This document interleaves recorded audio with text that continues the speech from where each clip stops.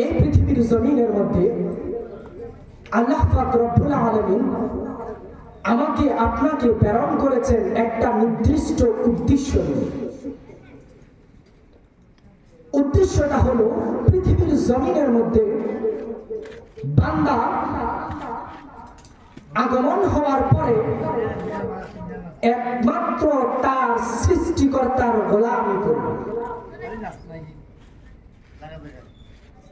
যেহেতু আল্লাহ পাক রব্বুল আলামিন আমাকে আপনাকে পৃথিবীতে প্রেরণ করেছেন গোলামি করার জন্য, এই গোলামিটা করার আগে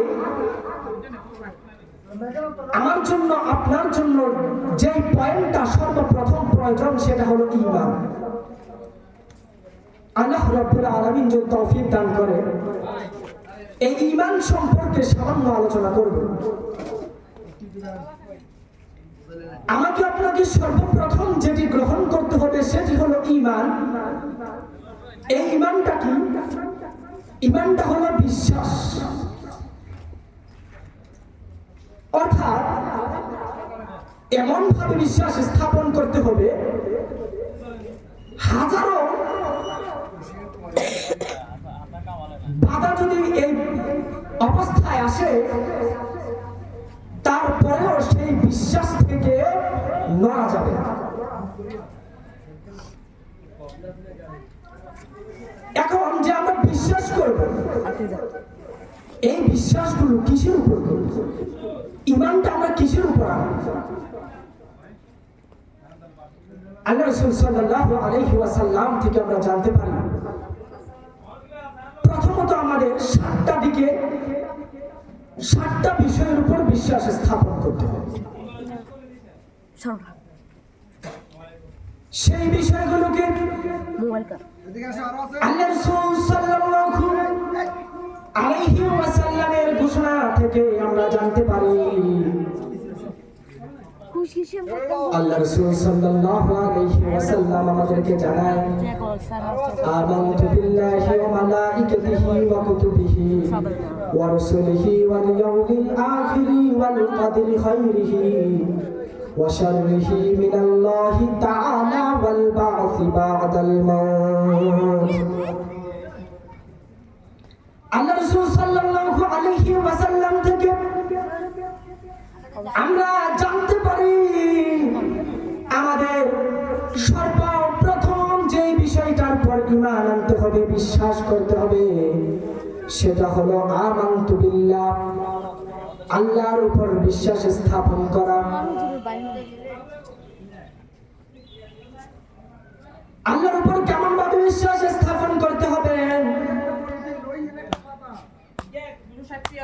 আল্লাহ পাক রব্বুল আলামিন আমাকে আপনাকে সৃষ্টি করেছেন, ওই আল্লাহর উপরে এমন ভাবে বিশ্বাস স্থাপন করতে হবে যে ওই আল্লাহর সাথে কোনো ব্যক্তির বা কোনো বিষয়ের সমকক্ষ আছে এটা মানা যাবে না। অর্থাৎ আল্লাহ পাক রব্বুল আলামিন এক, অদ্বিতীয়। আল্লাহ পাক রব্বুল আলামিনের সঙ্গে কোনো শরীক নেই। আল্লাহ নিজেই সমগ্র কিছুর মালিক এবং সমগ্র পৃথিবীর সকল কিছু আল্লাহ নিজেই পরিচালনা করেন। আল্লাহ পাক রব্বুল আলামিনের উপর কেমন বিশ্বাস করতে হবে? আল্লাহ পাক ছোট্ট একটি সূরা দিয়ে আল্লাহর পরিচয় দিয়ে দিয়েছেন। আল্লাহ পাক রব্বুল আলামিন বলেন, কুল হুয়াল্লাহু আহাদ আল্লাহুস সামাদ লাম ইয়ালিদ ওয়া লাম ইউলাদ ওয়া লাম ইয়াকুল লাহু কুফুয়ান আহাদ। আল্লাহ পাক রব্বুল আলামিনের উপর বিশ্বাস করতে হবে। আল্লাহ পাক রব্বুল আলামিন এক, যার সমকক্ষ কেউ নাই, যার শরীকদার কেউ নাই, এবং এমন বিশ্বাস স্থাপন করতে হবে যে আল্লাহকে কেউ জন্ম দেয় নাই, আল্লাহ কাউকে জন্ম দেয় নাই। এমন ভাবে আল্লাহর প্রতি সর্বপ্রথম আমার আপনার ঈমান আনতে হবে।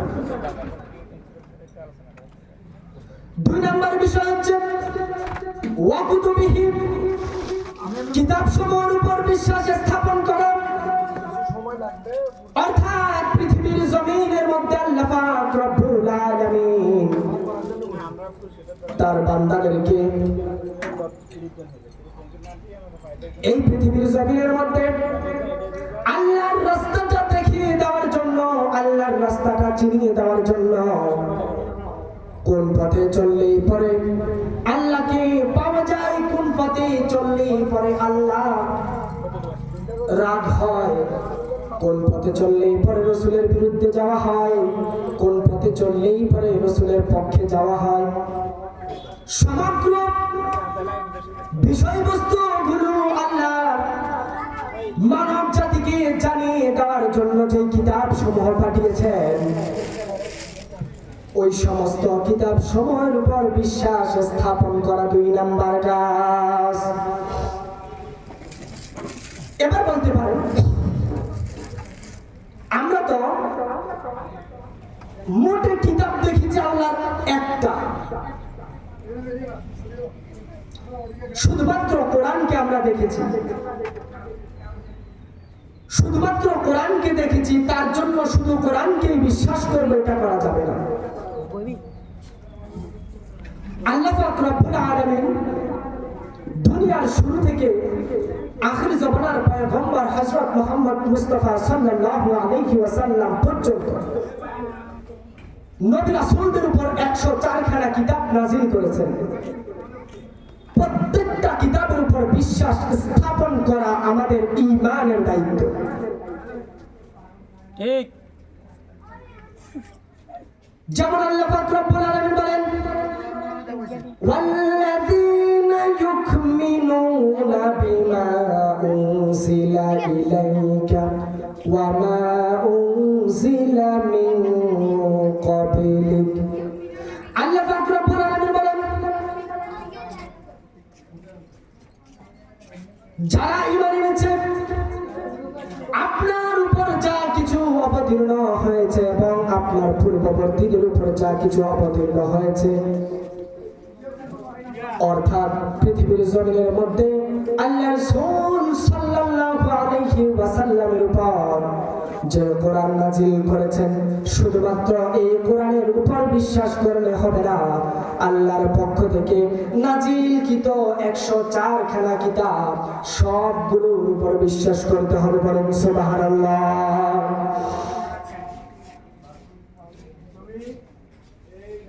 এবার আসুন 3 নম্বর কিসের উপর ঈমান আনতে হবে।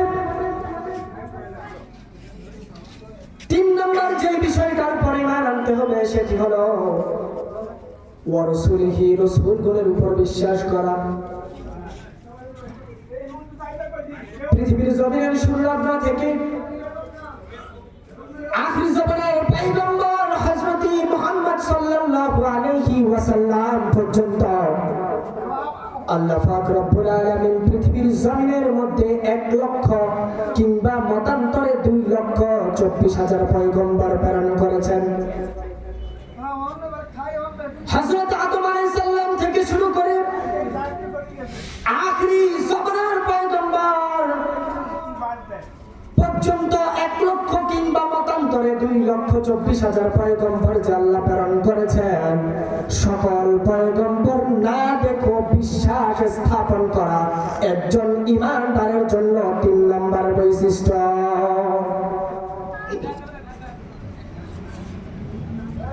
অর্থাৎ শুধুমাত্র একজন রাসূলের উপর বিশ্বাস করা যাবে না, পৃথিবীতে যতজন নবী রাসূল আল্লাহ প্রেরণ করেছেন সবার উপর বিশ্বাস করতে হবে।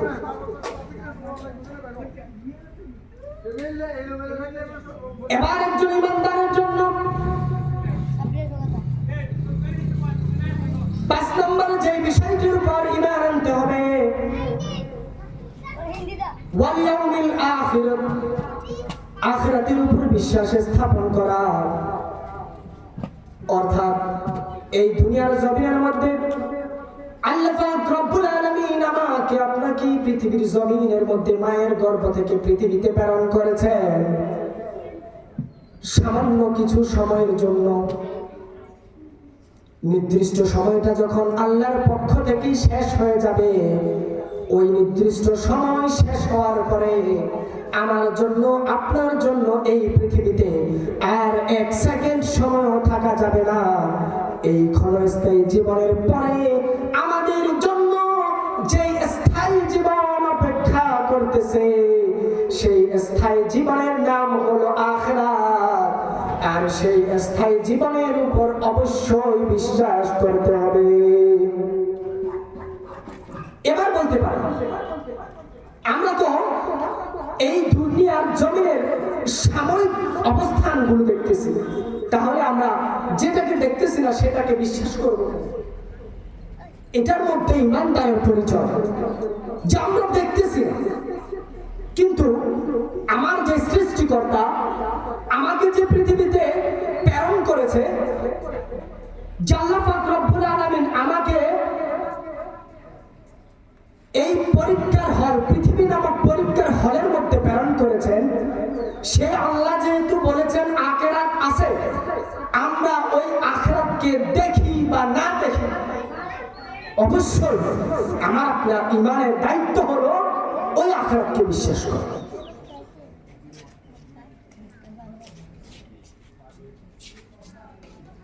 প্রিয় হাজিরিন, আল্লাহ পাক রব্বুল আলামিন এই পৃথিবীতে প্রেরণ করেছেন। প্রথমেই আল্লাহ যে বিষয়গুলোর উপর ঈমান আনার জন্য বলেছেন, সেই বিষয়গুলোর মধ্যে আখিরাতের উপর বিশ্বাস স্থাপন করা, তারপরে বিশ্বাস স্থাপন করতে হবে ওয়াল কদরি খায়রিহি ওয়া শাররিহি, অর্থাৎ 5 নম্বরে যে বিষয়টির উপর আমাকে আপনাকে বিশ্বাস করতে হবে, সেই বিষয়টি হলো তাকদীরের উপর বিশ্বাস করা। এই তাকদীরটা কি? এই তাকদীরটা হলো পৃথিবীর জমিনের মধ্যে আমার আপনার অনেক সময় ভালো হয়, অনেক সময় খারাপ হয়, এক এক সময় এক একটা অবস্থান হয়। এই এক এক সময় এক এক যে অবস্থান, সেটা আল্লাহ পাক রব্বুল আলামিন আমার আপনার তাকদীরের মধ্যে লিখে দিয়েছেন। এই অবস্থানটার উপর বিশ্বাস স্থাপন করা ইমানদারের একটা দায়িত্ব। অর্থাৎ আমরা অনেকে বলে থাকি, বিপদ আসার পরে আমরা বলে থাকি আল্লাহ কি বিপদ দেওয়ার জন্য আমাকে ছাড়া আর কাউরে পাই নাই। এই জিনিসটা বলা যাবে না।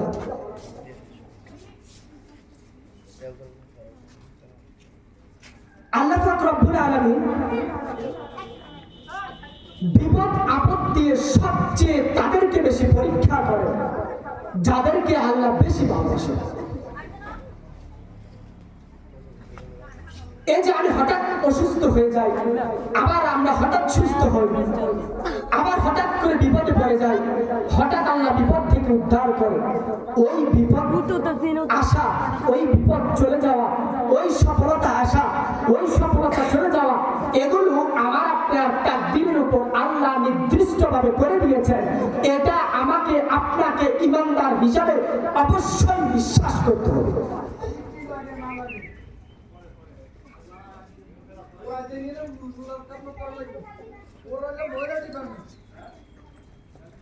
7 নম্বর, ইমানদার হিসাবে আমাকে আপনাকে যে বিষয়টার উপর ঈমান আনতে হবে, সেই বিষয়টা হলো ওয়াশাররিহি মিনাল্লাহি তাআলা ওয়াল বা'সি বা'দাল মাউত,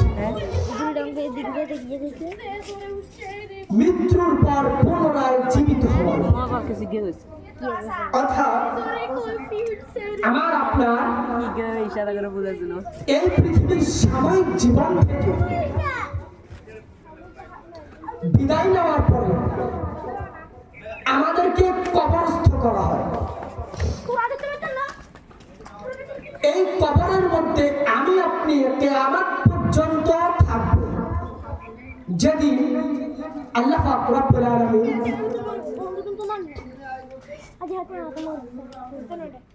এই পৃথিবীকে ধ্বংস করে দেবে। ধ্বংস করে দেওয়া ওই সময়টা পৃথিবীতে যত মানুষ আগমন করেছেন সকল মানুষকে আল্লাহ আবার জীবিত করবেন। জীবিত করার পরে আল্লাহ পাক রব্বুল আলামিন বিচার দিন কায়েম করবেন। আমরা এই পৃথিবীতে সাময়িক জিন্দেগিতে কি করেছি সেই বিষয়গুলোর উপর আল্লাহ আমাদের জন্য বিচার বসাবেন। আল্লাহ পাক রব্বুল আলামিন আমাকে আপনাকে মৃত্যুর পর আবার জীবিত করবেন। এই বিষয়টা আমরা কোরআন থেকে জেনেছি। এই বিষয়টাকে অবশ্যই আমাকে আপনাকে বিশ্বাস করতে হবে।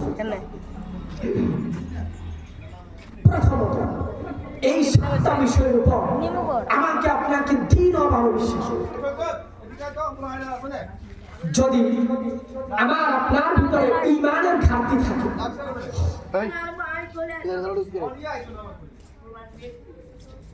ঈমানের ঘাটতি থাকলে, ঈমান যদি না থাকে,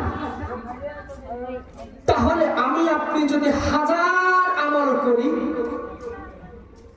হাজারো আল্লাহর হুকুম আদায় করি, একটা হুকুম আল্লাহর কাছে কবুল হবে না।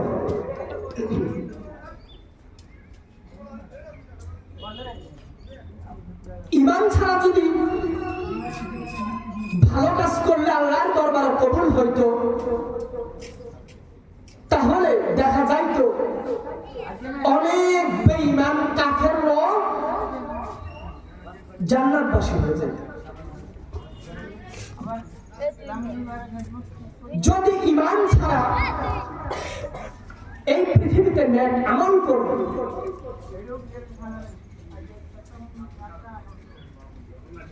আল্লাহর দরবারে কবুল হতো, তাহলে আল্লাহ নেক আমল করতে নির্দেশ দেওয়ার আগে ঈমান আনার জন্য বা ঈমানদারদেরকে বলতেন না। যেমন একটি আয়াতের মধ্যে আল্লাহ পাক রব্বুল আলামিন বলেন, ইন্নাল্লাযীনা আমানু ওয়া আমিলুস সালিহাতি কানাত লাহুম জান্নাতুল ফিরদাউসি নুজুলা। এখানে আল্লাহ পাক রব্বুল আলামিন সর্বপ্রথম ইন্নাল্লাযীনা আমানু, নিশ্চয় যারা ঈমান এনেছে, অর্থাৎ যাদের মধ্যে ঈমান আছে, যাদের ভিতরে তরতাজা ঈমান আছে, যাদের ঈমান মজবুত আছে, তাদেরকে আল্লাহ পাক রব্বুল আলামিন বলেন ওয়া আমিলুস সালিহাত। ঈমানদার যাদের ঈমান আছে, যারা ঈমান এনেছে, তারা যদি নেক আমল করে, ভালো কাজ করে, আল্লাহ পাক রব্বুল আলামিন তাদের জন্য নির্দিষ্ট একটা জায়গা রেখেছেন। আর সেই জায়গাটা হলো কানাত লাহুম জান্নাতুল ফিরদাউসি নুজুলা। সেই জায়গাটা হলো জান্নাতুল ফিরদাউস। এই জান্নাতুল ফিরদাউসের মধ্যে যদি আমাকে আপনাকে সর্বপ্রথম প্রবেশ করতে হয়, সর্বপ্রথম আমাকে আপনাকে ঈমান আনতে হবে। তারপরে আল্লাহর যে নির্দেশনাবলী, যে আমলগুলো করার জন্য বলেছেন, যে আমলগুলো বর্জন করার জন্য বলেছেন, সেগুলো বর্জন করা, যেগুলো করার জন্য বলেছেন সেগুলো করা। অর্থাৎ নেক আমল করা, আল্লাহর নির্দেশিত ভালো কাজগুলো হলো নেক আমল। এবং আল্লাহ যেগুলো নির্দেশ করেছেন যে তোমরা ওই দিকে যাবা না, ওটা জাহান্নামের রাস্তা, ওই দিক থেকে বিরত থাকা, এগুলোই আল্লাহ আদেশ, এগুলো মেনে চলা। যখন সুন্দরভাবে জীবনকে পৃথিবীতে সাজাবে, তখন আল্লাহ পাক রব্বুল আলামিন ওই বান্দার জন্য জান্নাতকে নির্দেশ করে রেখেছেন। বলুন সুবহানাল্লাহ।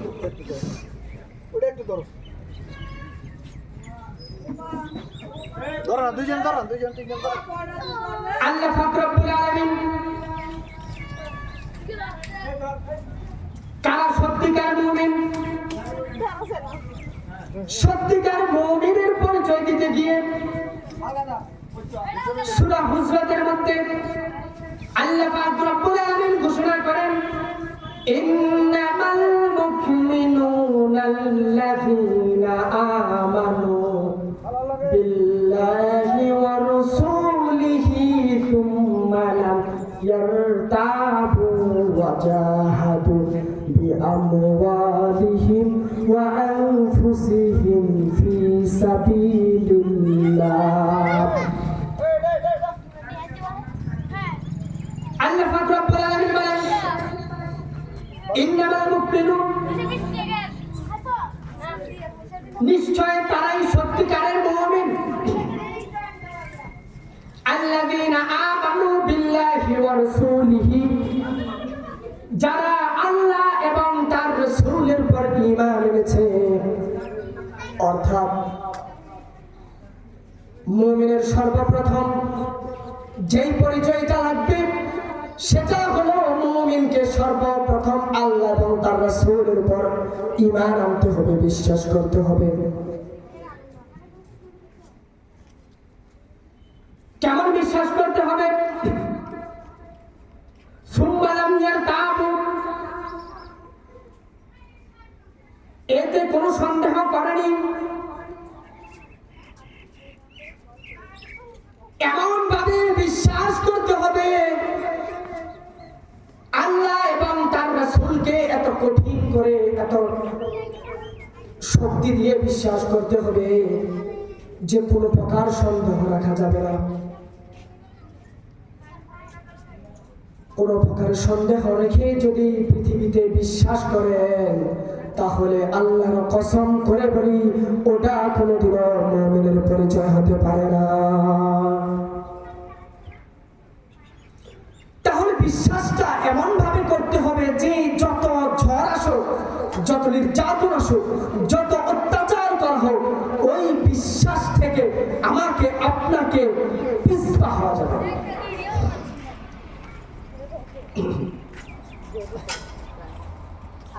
এই ঈমানকে পৃথিবীতে যদি আপনি টিকিয়ে রাখতে চান, মজবুত ভাবে ধরে রাখতে চান, তাহলে নিঃসন্দেহে আপনার উপর অত্যাচার করা হবে, নির্যাতন করা হবে, আপনার উপর আঘাত আসবে।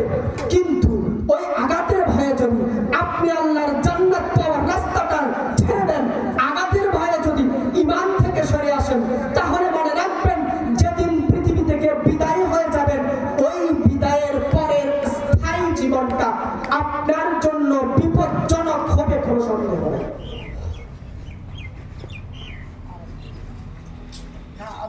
বর্তমান যুগে তাকায় দেখুন,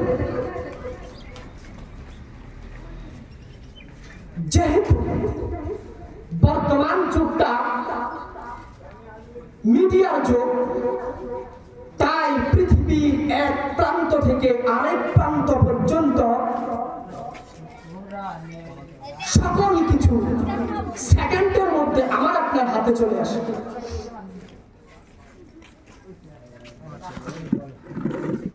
এই মিডিয়ার মধ্যে আমরা জানতে পারি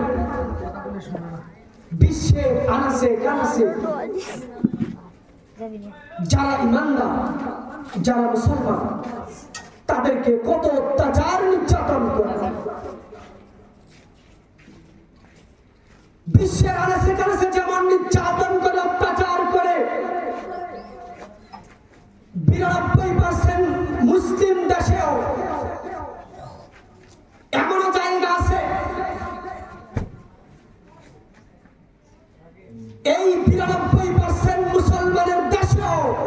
ইমানদারদেরকে অত্যাচার নির্যাতন করে।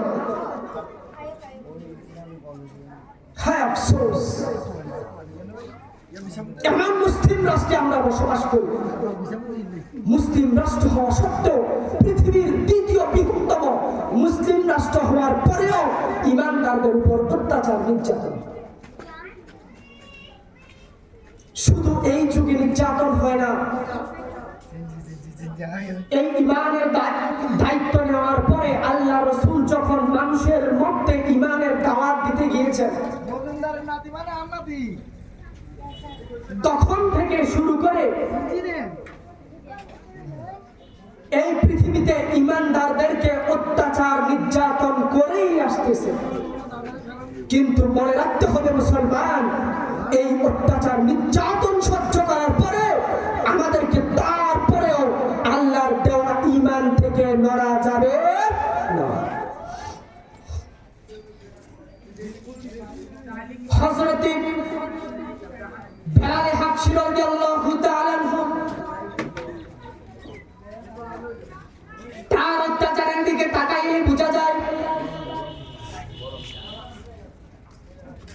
হযরত বেলাল হাবশী রাদিয়াল্লাহু তাআলা আনহু যখন ইসলামের দাওয়াত পেলেন, ঈমানের দাওয়াত পাইলেন, ঈমানের দাওয়াত পাওয়ার পরে ঈমান গ্রহণ করেছেন। ঈমান গ্রহণ করার পরে বেলাল হাবশী রাদিয়াল্লাহু তাআলা আনহু যার গোলাম ছিলেন উমাইয়া, ওই উমাইয়া বেলাল হাবশীর উপর এতটা অত্যাচার করেছেন, এত নির্যাতন করেছেন, এমনও অবস্থা হয়েছে বেলাল হাবশী রাদিয়াল্লাহু তাআলা আনহুর জিহ্বা টান দিয়ে জিহ্বার মধ্যে পেরাক পর্যন্ত ঢুকিয়ে দিয়েছেন। এমন অত্যাচার নির্যাতনের পরেও বেলাল হাবশী রাদিয়াল্লাহু তাআলা আনহু আল্লাহর পক্ষ থেকে যে ইসলামের দাওয়াত, যে ঈমানের দাওয়াত পেয়েছেন, হাজারো নির্যাতন সহ্য করার পরেও আল্লাহর ওই ঈমানকে দূরে সরাইয়া দেয় নাই। এমন মজবুত ঈমান ছিল। কিন্তু আজকে আমাকে আপনাকে যদি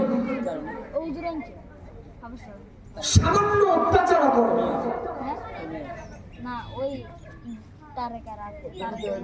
যদি আমাদেরকে বন্দুক ঠেকিয়ে বলে ঈমান ছেড়ে দাও, না হয় তোমার মরতে হবে, দেখা যায় আমরা আমাদের ঈমান এত দুর্বল, ওই বন্দুকের সামনে ঈমানকে ছেড়ে দিতে দ্বিধাবোধ করবে। কিন্তু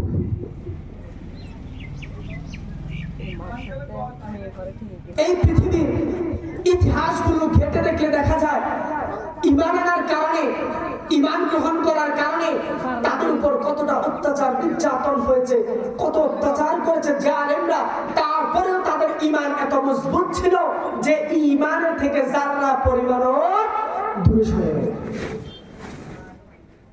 হযরত আসিয়া রাদিয়াল্লাহু তাআলা আনহা ফেরাউনের স্ত্রী ছিলেন। ঘটনাগুলো আমরা সবাই জানি। হযরত আসিয়া রাদিয়াল্লাহু তাআলা আনহাকে ফেরাউন এতটা অত্যাচার নির্যাতন করেছেন, অত্যাচার নির্যাতন করতে করতে পৃথিবী থেকে বিদায় করে দিয়েছেন। কিন্তু এক যারা পরিমাণও, এক চুল পরিমাণও হযরত আসিয়া তার ঈমান থেকে নড়ে যায় না। এত মজবুত ঈমান ছিল।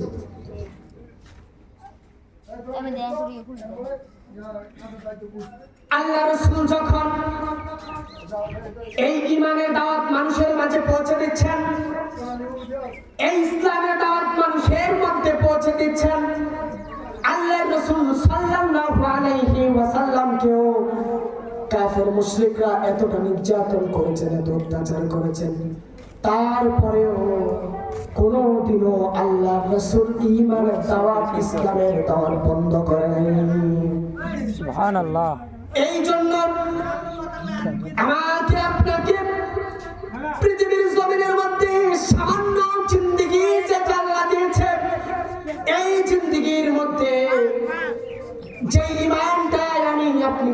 করেছি ওই ইমানটা যত অত্যাচার নির্যাতন আসুক এই ইমানটাকে কোনোদিনও ছাড়া যাবে না।